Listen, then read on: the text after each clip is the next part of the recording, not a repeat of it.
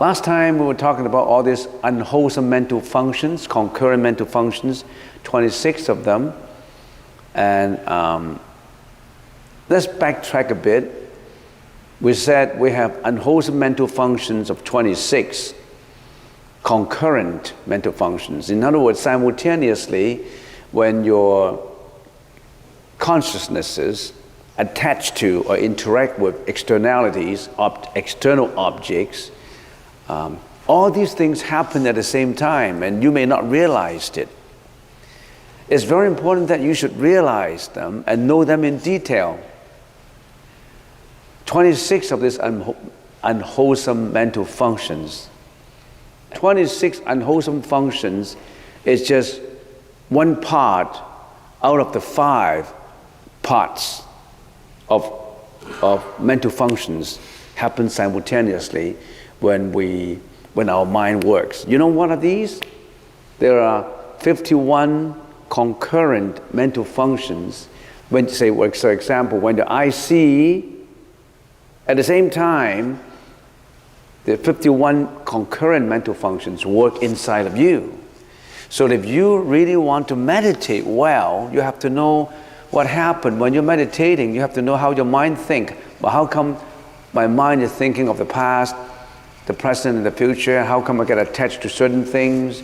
How come my mind is now not at peace? You got to understand your own mind in order that you can meditate well. Usually when people meditate, even instructors, they may have overlooked the fact that when you give instructions or when you learn meditation, it's not just how to cross your leg, how to put your hands, where do you put the thumbs together, and how about your lip curling and touching the roof of the mouth, and how do you relax yourself, and what kind of mattress you should use, and how do we cross our legs? I mean, those are preliminaries, the basics, those are the easiest to learn. But people usually tend to just learn that. How do I walk? One foot and then another foot, next, right, left, and how do we breathe? That's easy to understand.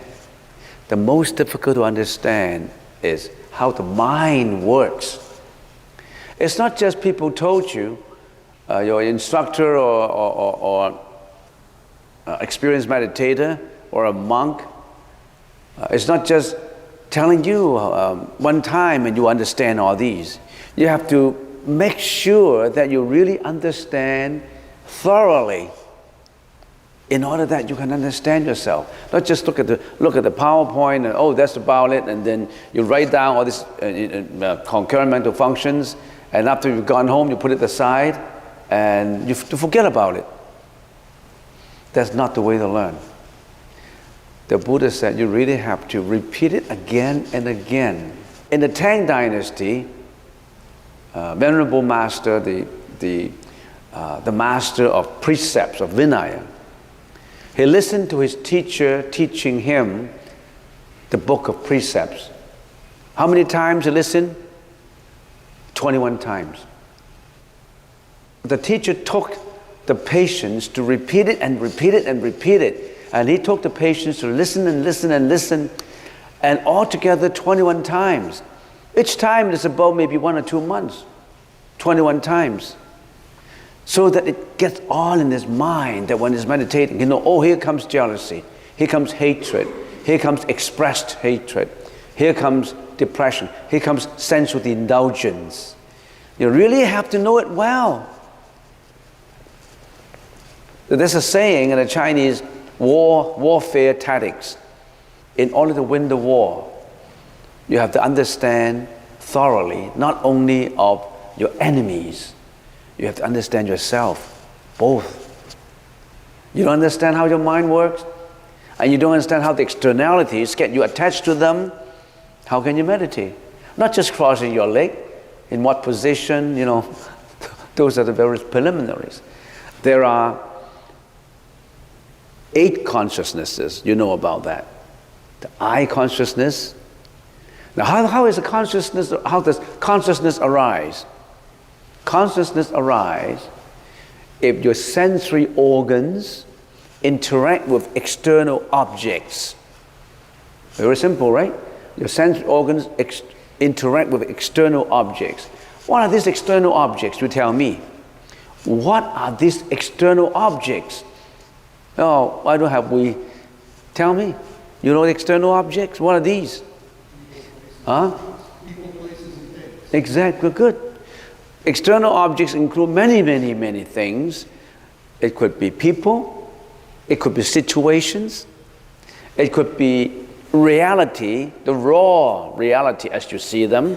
This is a camera, lights, floor, all these things. Objects. When your consciousness arises, your consciousness attached to objects. Now, put away consciousness for a time. What are these objects? And we said objects includes people, places, situations, and all these things. But the Buddhist teaching said, why don't we categorize them? Okay, the first kind of objects, like what you said, people, situations, places, and all that, those are objects as they are, as the raw reality, right? This is a lantern. This is a mouse. These are objects as they are. These are true objects as they are. This is flowers, everything. There's some dust, clouds, sun, everything. That's reality as they are, objects, right? What's the second one? The second ones are not reality objects as they appear. The second ones are objects that are created in your mind. When you close your eyes can see reality. When your ears, you lost your listening, there's no reality sound to be heard. When you're not eating, your tongue is not tasting reality food, right? So another object is objects that are created by your own mind. Those sometimes people call them illusions. I'm closing my eyes now. Oh, I'm thinking of yesterday I met Mr. Chen, and Mr. Chen looked very fragile, pale. Mr. Chen's images, you created them in your mind. So objects are also created by your own mind. They are not reality. They are not real objects. They're objects created by your own mind. Now those occupy a lot of categories in the objects. Mind creating objects, right? Do you know that your mind can create objects inside of you? Watch those, not just reality. Now the second categories are objects that are created by your own mind. In the Chinese language, 读应景, 读应景, right? The first one, 聖景, 讀應景. What is the third kind of objects? Third kind of objects. The third kind of objects is a combination of the first two. The third kind of objects carry with itself the substance of reality, and at the same time carry the substance of illusions. Those two are combined. Remember we gave the examples of mirages in the desert and a highway?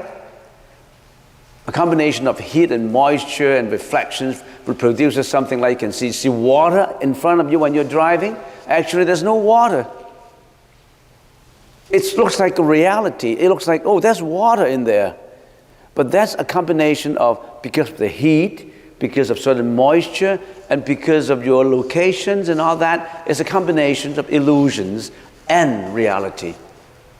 Say, if there was a person, if it was a person walking by, and he was holding maybe a bamboo on his shoulder, and he was walking by, you couldn't see him, and you thought, oh, and that corner, there's a cow.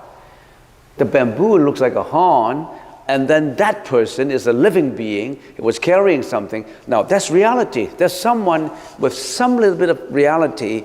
He carry a bamboo, and he's a man. And then mixed with your illusion. You thought that's a cow, the shadow, the cow has horns. So those are the three kinds of categories of objects that includes almost all the objects. You understand? So the Buddha's teaching is in detail. You really have to know it quite well. So those are the objects. When your sensory organs perceive external objects, what arises are the consciousnesses. There's consciousnesses, eye consciousness, ear consciousness, nose consciousness, taste consciousness, touch consciousness, the mental consciousness. The 6, the 7 is manas consciousness, which is the self-centered, egoistic consciousness. You always have that self-centered, that self. You always think that you have a self. That's a consciousness is already inherent in that last alaya consciousness in you. Alaya consciousness. So you have this 8 consciousness arising at the same time when your sensory organs interact with external objects. And consciousness attached to external objects, but at the same time consciousness depend on sensual organs for its arising, for their arising. So in other words, it's in a triangle. They all are independent. It's a network.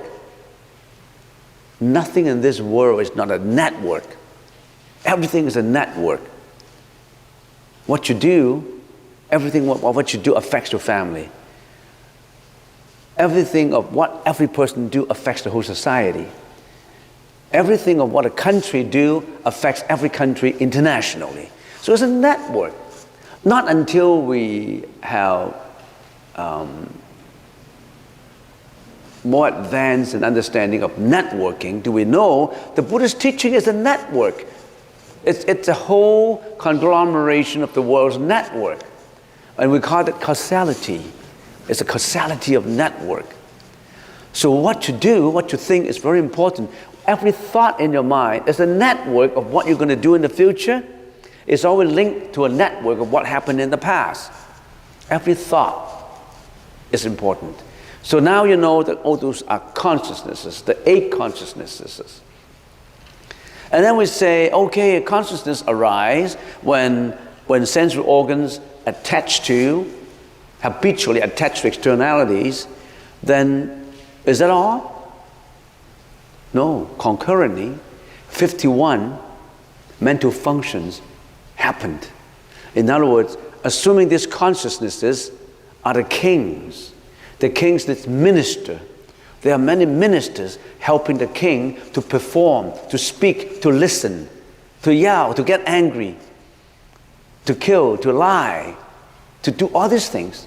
So those are the 51 ministers. And all these 51 ministers will help the king consciousness to perform, to speak. Some of them are good ministers.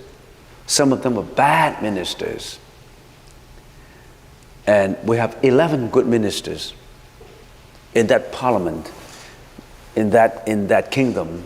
And we have 26 bad, unvirtuous ministers helping the king to perform.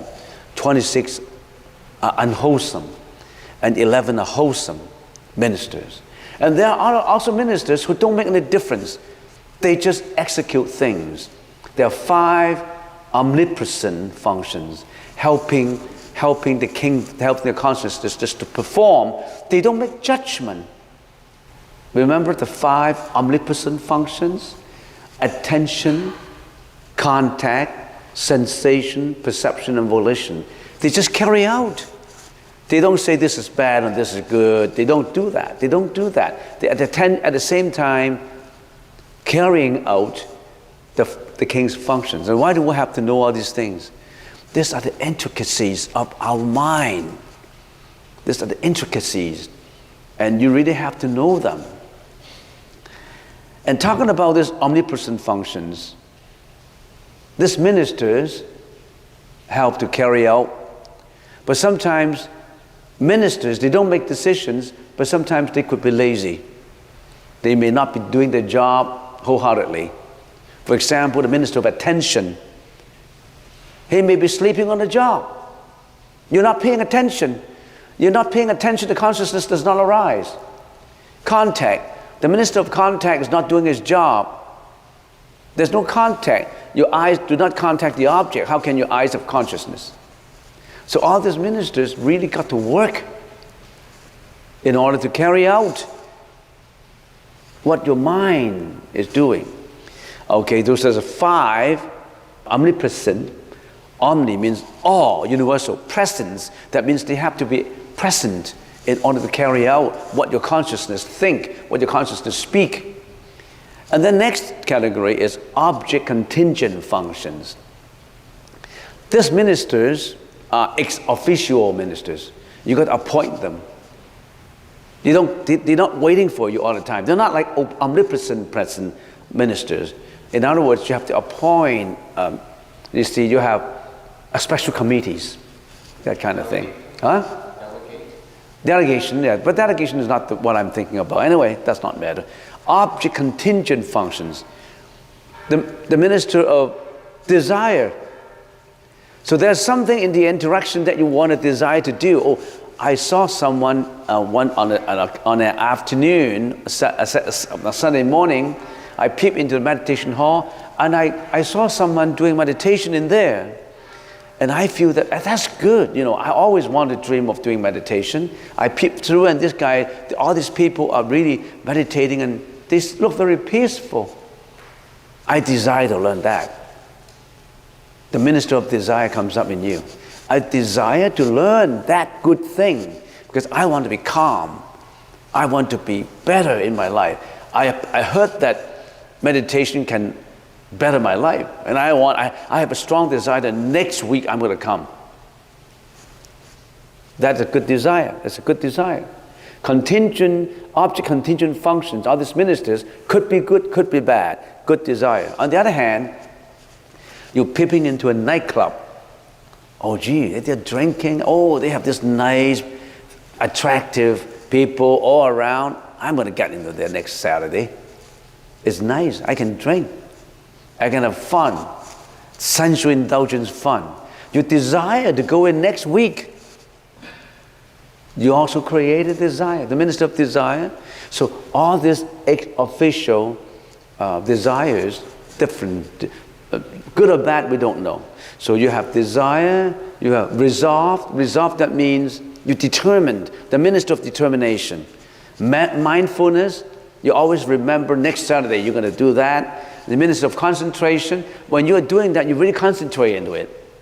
You really enjoy yourself when you're in the pub. Well, you really enjoy yourself when you're in meditation. Depends on where you go. And then that's also the minister of intelligence.